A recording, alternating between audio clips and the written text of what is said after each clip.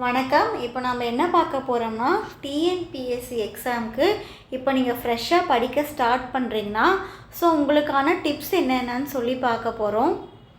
So first என்னென்னு பார்த்தீங்கன்னா, நீங்கள் என்ன பண்ண வேணும்னா, ஃபஸ்ட்டு உங்கள் சிலபஸ் என்னவோ அதை ஒரு ஹார்ட் காப்பியாக எடுத்து கையில் வச்சுக்கணும்.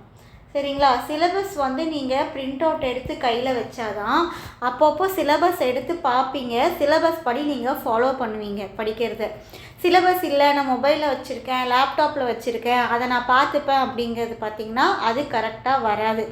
எப்போவுமே ஒரு பிரிண்ட் அவுட் காப்பி உங்கள் கையில் சிலபஸ் இருக்கணும். இருந்தால் மட்டும்தான் நீங்கள் சிலபஸ் படி ஃபாலோ பண்ணுவீங்க. இல்லைனா கிடைக்கிற மெட்டீரியல் ஏதோ ஒரு யூடியூப் வீடியோ பார்க்குறீங்க, அதை அப்படியே படிச்சுட்டு போவீங்க, ப்ராப்பராக இருக்காது. நீங்கள் ஃபஸ்ட்டு ஸ்டெப் என்ன பண்ணணும்னா, சிலபஸை எடுத்து உங்கள் கையில் ஒரு பிரிண்ட் அவுட் காப்பியாக வச்சுக்கணும். ஓகேங்களா? நெக்ஸ்ட்டு பார்த்திங்கன்னா, நீங்கள் என்ன பண்ணணுன்னா, உங்களோட மெட்டீரியல்ஸ் என்னென்ன அப்படிங்கிறத நீங்கள் கலெக்ட் பண்ணணும். ஓகேவா? ஸோ மெட்டீரியல்ஸ்ன்னு பார்த்திங்கன்னா, ஃபஸ்ட்டு ப்ரிஃபரன்ஸ் எதுக்கு கொடுக்கணும்னு பார்த்திங்கன்னா, ஸ்கூல் புக்குக்கு கொடுக்கணும். உங்களோட ஸ்கூல் புக்கு தான் எப்போவுமே நீங்கள் டிஎன்பிஎஸ்சி எக்ஸாம் குரூப் 1ஆக இருக்கட்டும், 2ஆக இருக்கட்டும், 4ஆக இருக்கட்டும், எந்த எக்ஸாமுக்கு நீங்கள் ப்ரிப்பேர் பண்ணிங்கனாலும் உங்களோட மெட்டீரியலோட ஃபஸ்ட்டு ப்ரிஃபரன்ஸ் எதுவாக இருக்கணும்னா உங்கள் ஸ்கூல் புக்காக தான் இருக்கணும். ஓகேவா? அதை விட்டுட்டு வெளியில் ஏதாவது ஒரு அவுட் சைடில் ஏதாவது ஒரு புக்கு கிடைக்குது, டிஎன்பிஎஸ்சி புக்கு கிடைக்குது, அப்படி இல்லைன்னா ஏதோ ஒரு அகாடமி புக்கு கிடைக்குதுன்னா அது கரெக்டாக இருக்காது. எப்போவுமே ஃபஸ்ட்டு ப்ரிஃபரன்ஸ் எது கொடுக்கணும்னு பார்த்தீங்கன்னா, ஸ்கூல் புக்குக்கு தான் ஃபஸ்ட்டு ப்ரிஃபரன்ஸ் கொடுக்கணும். ஓகேவா? நெக்ஸ்ட்டு அடுத்து பார்த்தீங்கன்னா, நீங்கள் நோட்ஸ் எழுதணும். உங்கள் ஸ்கூல் புக்கை பேஸ் பண்ணி சிலபஸை வச்சு அந்தந்த டாப்பிக்கு செப்பரேட்டாக நோட்ஸ் எழுதணும். உங்கள் ஓன் நோட்ஸை தான் எழுதணும். யாரோ ஃப்ரெண்ட்ஸ் வச்சுருக்க நோட்ஸ் எடுத்து ஜெராக்ஸ் போடுறதோ, ஏதோ ஒரு அகாடமி புக்கோ, இல்லை வேறு ஏதாவது ஒரு டிஎன்பிஎஸ்சிக்கு ஜென்ரலாக பப்ளிஷ் ஆகிற புக்கோ நீங்கள் ஜெராக்ஸ் போட்டு வைக்கிறதுல அதில் ஒரு 5% கூட உங்களுக்கு யூஸ்ஃபுல் கிடையாது. உங்களோட ஓன் நோட்ஸ் ஹேண்ட் ரிட்டனில் நீங்கள் எழுதி இருக்கணும். அது மட்டும்தான் எப்போவுமே உங்களால் வச்சு படிக்க உங்களுக்கு கம்ஃபர்டபுளாக இருக்கும். இப்போது உங்களோட ஹேண்ட் ரிட்டன் நோட்ஸை வச்சு நீங்கள் படிக்கிறதுக்கும், ஒரு பிடிஎஃப் நீங்கள் பிரிண்ட் அவுட் எடுக்கிறீங்க, அப்படி இல்லைன்னா உங்கள் ஃப்ரெண்ட்ஸோட நோட் புக்கை ஃபோட்டோ எடுத்து படிக்கிறீங்க, அது படிக்கிறதுக்கும் உங்களோட ஹேண்ட் ரிட்டன் நோட்ஸை படிக்கிறதுக்கும் நிறைய டிஃப்ரென்ஸ் இருக்குது. ஸோ எப்போ நீங்கள் படிக்க ஸ்டார்ட் பண்ணாலும் உங்களோட ஓன் நோட்ஸை வச்சு தான் நீங்கள் படிக்கணும். ஸோ இது ரொம்ப ரொம்ப ரொம்ப இம்பார்ட்டண்ட். உங்களோட ஹேண்ட் ரிட்டன் நோட்ஸ் கண்டிப்பாக இருக்கணும். அதே மாதிரி பார்த்திங்கன்னா, நீங்கள் நோட்ஸ் எழுதுகிறப்ப உங்களுக்கு ஓனாகவே ஒரு சில ஷார்ட்கட்ஸ் தோணும். அந்த ஷார்ட்கட்டை நீங்கள் அப்போவே சைடில் பென்சில்லையோ எப்படியோ ஒன்று நீங்கள் டிஃப்ரெண்ட் கலர்ஸை யூஸ் பண்ணி நோட் பண்ணி வச்சுட்டிங்கன்னா, ஒவ்வொரு டைம் நீங்கள் ரிவிஷன் பண்ணுறப்ப அதையும் ரிவிஷன் பண்ணிகிட்டே வந்தீங்கன்னா எவ்வளோ இயர்ஸ் ஆனாலும் மறக்கவே மறக்காது. ஓகேவா? கண்டிப்பாக இயர்ஸ்க்கு இல்லை நேம்க்கு இந்த மாதிரி எதுக்கு ஷார்ட்கட் உங்களால் மேக்ஸிமம் வச்சு படிக்க முடியுமோ அந்த அளவுக்கு ஷார்ட்கட்ஸ் வச்சு படிக்கணும். அப்போ தான் எப்போவுமே உங்களுக்கு மறக்கவே மறக்காது. ஸோ இதுவும் ரொம்ப ரொம்ப இம்பார்ட்டன்ட் தான். நெக்ஸ்ட்டு என்ன செய்யணும்னு பார்த்தீங்கன்னா, ஃபஸ்ட்டு இம்பார்ட்டண்ட் டாபிக்ஸ் என்னவோ அதை ஃபஸ்ட்டு நீங்கள் கவர் பண்ணணும். ஓகேங்களா? ஸோ இம்பார்ட்டண்ட் டாபிக்ஸு நீங்கள் எடுத்துக்கிட்டிங்கன்னா இதில் என்னென்ன வரும்? பாலிட்டி வரும், ஹிஸ்ட்ரி வரும். ஓகேவா? சிலபஸில் பார்த்தீங்கன்னா யூனிட் 8 இருக்குது. இது எல்லாமே ரொம்ப ரொம்ப இம்பார்ட்டன்ட். இதெல்லாம் ஃபஸ்ட்டு கவர் பண்ணணும். அதுக்கு நெக்ஸ்ட்டு பார்த்திங்கன்னா லாங்குவேஜும் ரொம்ப ரொம்ப இம்பார்ட்டன்ட். பார்த்திங்கன்னா ஜென்ரல் சயின்ஸில் டோட்டலாக 100 கொஷின்ஸ் இருக்கும். லாங்குவேஜ்லேயும் டோட்டலாக 100 கொஷின்ஸ் இருக்கும். இது ரெண்டுக்குமே நீங்கள் ஈக்குவல் இம்பார்ட்டன்ஸ் தரணும். ஓகேவா? ஃபஸ்ட்டு பாலிட்டி, ஹிஸ்ட்ரி இதெல்லாம் கொஷின்ஸ் அதிகமாக கேட்கக்கூடிய ஏரியா. அதனால் ஃபஸ்ட்டு இதை கவர் பண்ணணும். இதை விட்டுட்டு நீங்கள் ஃபிசிக்ஸோ கெமிஸ்ட்ரியோ இதை எடுத்து வச்சு ரொம்ப நாள் டைம் அதுக்காக வேஸ்ட் பண்ணி படிக்கிறதுல எந்த யூஸுமே கிடையாது. ஓகேவா? ஃபஸ்ட்டு இதை கவர் பண்ணணும். அதுக்கு நெக்ஸ்ட்டு என்ன பார்த்திங்கன்னா, பயாலஜியில், ஃபிசிக்ஸில் ஒரு சில இம்பார்ட்டண்ட் டாபிக்ஸ்ன்னு இருக்கும். ஓகேவா? இப்போ பார்த்தீங்கன்னா பயாலஜியில் எடுத்துக்கிட்டிங்கன்னா டிசீசஸ், நோய்கள்னு ஒரு டாபிக் இருக்கா? அந்த டாப்பிக்லேருந்து ரிப்பீட்டடாக மினிமம் 2 கொஷின்ஸ் வந்துட்டே இருக்குது. ஸோ அந்த டாப்பிக்கை ஃபஸ்ட்டு கவர் பண்ணணும். அந்த மாதிரி இது இந்த பயாலஜி, ஃபிசிக்ஸ் இதெல்லாம் பார்த்திங்கன்னா ரொம்ப கம்மியான கொஷின்ஸ் கேட்கக்கூடிய area.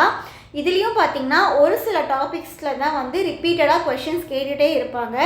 First physics, biology, chemistry இதிலெல்லாம் ஃபஸ்ட்டு இம்பார்ட்டண்ட் டாபிக் என்னவோ அதை ஃபஸ்ட்டு நீங்கள் கவர் பண்ணணும். அதுக்கு அடுத்தது தான் ரிமைனிங் டாபிக்ஸ்லாம் நீங்கள் பயாலஜி, ஃபிசிக்ஸில் படிக்கணும்.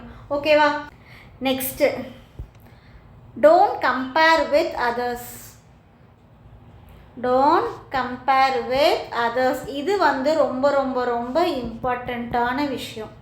எப்போவுமே பார்த்திங்கன்னா ஒரு சிலர் என்ன பண்ணுவாங்க, ஒரு யூனிட்டை நம்ம நோட்ஸ் எடுக்கணும் அப்படின்னு உட்காந்தாங்கன்னா ஒரு சிலர் வந்து 2 டேஸில் எடுத்துருவாங்க. ஒரு சிலருக்கு 5 டேஸ் ஆகும். ஒரு சிலருக்கு 7 டேஸ் ஆகிறதுக்கான சான்சஸும் இருக்குது. ஒவ்வொருத்தருக்கும் வந்து இண்டிவிஜுவல் கேப்பபிலிட்டிங்கிறது வேறு மாதிரி இருக்கும். ஸோ அவங்க வந்து ஐயோ அவ்வளோ கவர் பண்ணிட்டாங்க, நம்ம கவர் பண்ணலையே அப்படின்னு நம்ம எப்போவுமே ஒருத்தரோட கம்பேர் பண்ணக்கூடாது.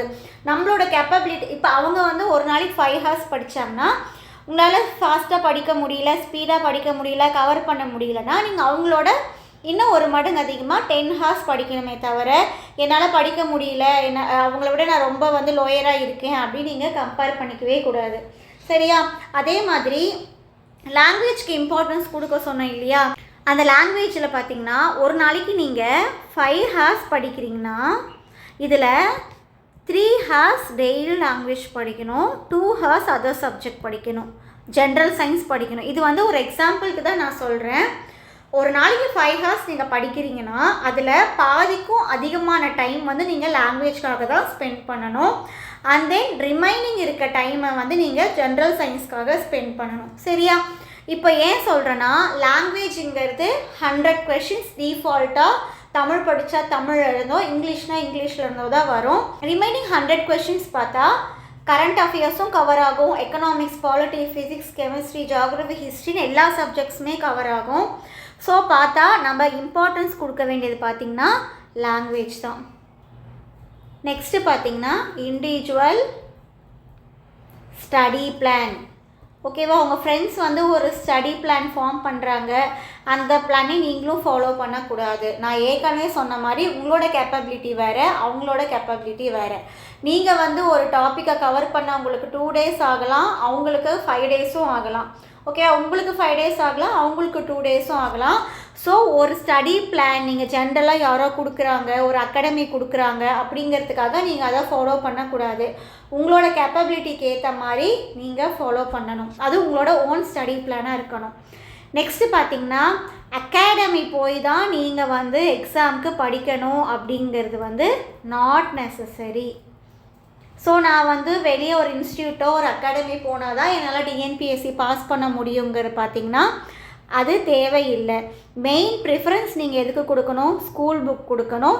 ஸ்கூல் புக் ஃபுல்லாக கவர் பண்ணிட்டீங்கன்னா திரும்ப அதை ரிவிஷன் பண்ணிகிட்டே இருக்கணும். ரிவிஷனும் பண்ணிட்டீங்க, நான் ஃபுல்லாக கவர் பண்ணிட்டேன்னா மேபி அவுட் சைட்லேருந்து நீங்கள் மெட்டீரியல்ஸ் கலெக்ட் பண்ணலாம். ஸோ இதுதான் உங்களோட மெட்டீரியல். என்ன படிக்கணும்னு உங்களுக்கு தெரியும், எப்படி படிக்கணும்னு தெரியும். ஸோ நான் வந்து ஒரு அகாடமி போய் தான் நான் படிக்கணும், அகாடமி போனால் தான் நான் கிளியர் பண்ணுவேன் அப்படிங்கிறது வந்து நாட் நெசசரி. ஓகேவா? நெக்ஸ்ட்டு பார்த்திங்கன்னா don't see over motivated video. உங்களுக்கு படிக்கிறதுக்காக ஒரு மோட்டிவேஷன் தேவை தான். அதுக்குன்னு எப்போ பாரு நான் உட்காந்து மோட்டிவேஷ்னல் வீடியோ பார்த்துட்டே இருப்பேன் அப்படிங்கிறது அவசியம் கிடையாது. ஸோ ஒரு வீடியோ பார்க்குறோம்னா நம்ம திரும்ப படிக்க ஸ்டார்ட் பண்ணணும். அதை விட்டுட்டு ஒரு வீடியோ விட்டு ஒரு வீடியோ மாற்றி நம்ம மோட்டிவேஷ்னல் ஆகலாம் அப்படின்னு வீடியோ பார்த்துட்டே இருந்தால் எப்படி படிக்கலாம்? ஆக்சுவலாக என்னோடய ஃப்ரெண்ட்ஸ் சர்க்கிளே நிறைய பேர் இருக்காங்க, அவங்க படிக்கவே மாட்டாங்க, ஆனால் இதுக்கு ரிலேட்டடான வீடியோ மட்டும் பார்ப்பாங்க. அது அன்னையோடு சரி, நெக்ஸ்ட் டே அப்படியே மறந்துடுவாங்க. ஸோ அது தேவையில்லாத உங்கள் டைமை வேஸ்ட் பண்ணும். ஸோ அது வந்து நாட் நெசசரி.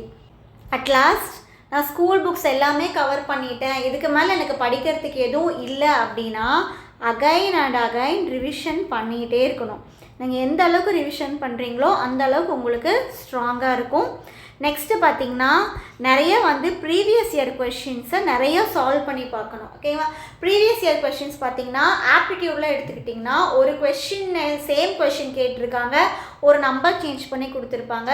ஒரு சில கொஷின் பார்த்திங்கன்னா அந்த ஆப்டிடியூடில் அந்த 4 ஆப்ஷன்ஸ் இருக்கு இல்லையா, அந்த ஆப்ஷன்ஸ் கூட சேஞ்ச் பண்ணாமல் ரிப்பீட்டடாக கேட்டிருக்காங்க. ஸோ ப்ரீவியஸ் இயர் கொஷின்ஸை நீங்கள் ரிவைஸ் பண்ணுறது ரொம்ப ரொம்ப ரொம்ப இம்பார்ட்டன்ட். அதே மாதிரி நிறைய மல்டிபிள் சாய்ஸ் கொஷின்ஸும் நிறையா ரிவிஷன் பண்ணணும். நீங்கள் எந்த அளவுக்கு previous year questions multiple choice கொஷின்ஸை ரிவிஷன் பண்ணுறீங்களோ அந்த அளவுக்கு உங்களுக்கு வந்து எக்ஸாமில் வந்து டைம் சேவ் ஆகும், உங்களுக்கும் ஒரு கான்ஃபிடென்ட் வரும். ஓகேவா, உங்களுக்கும் ஒரு கான்ஃபிடென்ட் வரும். நெக்ஸ்ட்டு பார்த்திங்கன்னா ஆப்டிடியூடில் கூட பார்த்திங்கன்னா நிறைய கொஷின்ஸ் வெளியிலேருந்து அவுட் சைடு அகாடமியிலேருந்தோ யூடியூப்லேருந்தோ கிடைக்குது. ஆனால் நீங்கள் ஃபஸ்ட்டு ப்ரிஃபரன்ஸ் எதுக்கு கொடுக்கணும்னு பார்த்தா 6th to 10th இருக்க மேக்ஸ் புக்கை ஃபஸ்ட்டு கவர் பண்ணணும். ஓகேவா, ஸோ இதில் பார்த்தீங்கன்னா இந்த மென்சுரேஷன்லாம் இருக்குல்ல, மென்சுரேஷன் டாப்பிக்லாம் ஒரு நம்பர் கூட சேஞ்ச் பண்ணாமல் ஸ்கூல் புக்கில் இருக்க கொஷின்ஸ் தான் மேக்ஸிமம் கேட்குறாங்க. இப்போ ஒரு 4 கொஷின்ஸ் இந்த மென்சுரேஷன் டாப்பிக்லேருந்து கேட்டிருக்காங்கன்னா 3 கொஷின்ஸ் வந்து உங்களோட டைரக்ட் ஸ்கூல் புக்கில் இருந்து தான் கேட்டிருக்காங்க. ஓகேவா, ஸோ நீங்கள் ஆப்டிடியூடு கூட ஸ்கூல் புக்கை வந்து கவர் பண்ணுறது ஃபஸ்ட்டு கவர் பண்ணுறது பெஸ்ட். அதே மாதிரி ப்ராக்டிஸ் உங்களுக்கு ஆப்டிடியூட் வந்து ப்ராக்டிஸ் இல்லாமல் வரவே வராது. நீங்கள் எந்த அளவுக்கு ப்ராக்டிஸ் பண்ணுறீங்களோ உங்களுக்கு அந்த அளவுக்கு ஈஸியாக இருக்கும். நெக்ஸ்ட்டு பார்த்திங்கன்னா நியூஸ் பேப்பர் படிக்கிற ஹேபிட்டை நீங்கள் கொண்டு வரணும். ஓகேங்களா, news paper reading habit. So நிறைய கரண்ட் அஃபேர்ஸ் கொஷின்ஸ்க்கு எல்லாத்துக்குமே உங்களுக்கு நியூஸ் பேப்பர் ரீட் பண்ணுற ஹேபிட் இருந்தால் உங்களுக்கு ரொம்ப ஈஸியாக இருக்கும். ஸோ ஒரு சில ஆக்ட் அதெல்லாம் பார்த்திங்கன்னா நியூஸ் பேப்பரில் அதை பற்றின டீட்டெயிலாக கொடுப்பாங்க. ஸோ நியூஸ் பேப்பர் படிக்கிற ஹேபிட்டை நீங்கள் வளர்த்துக்கணும். ஓகேவா, அதே மாதிரி நிறைய பார்த்திங்கன்னா ஆன்லைன் டெஸ்ட்டு எக்ஸாம் கிட்ட வர நிறைய ஆன்லைன் டெஸ்ட்டு கண்டக்ட் பண்ணுவாங்க. அதை நீங்கள் அட்டென்ட் பண்ணலாம். மார்க் டெஸ்ட்டும் கண்டக்ட் பண்ணுவாங்க, அதெல்லாம் நீங்கள் அட்டென்ட் பண்ணலாம். இதெல்லாம் வந்து உங்களுக்கு ரொம்ப ப்ராக்டிஸாக ஹெல்ப்ஃபுல்லாக இருக்கும்.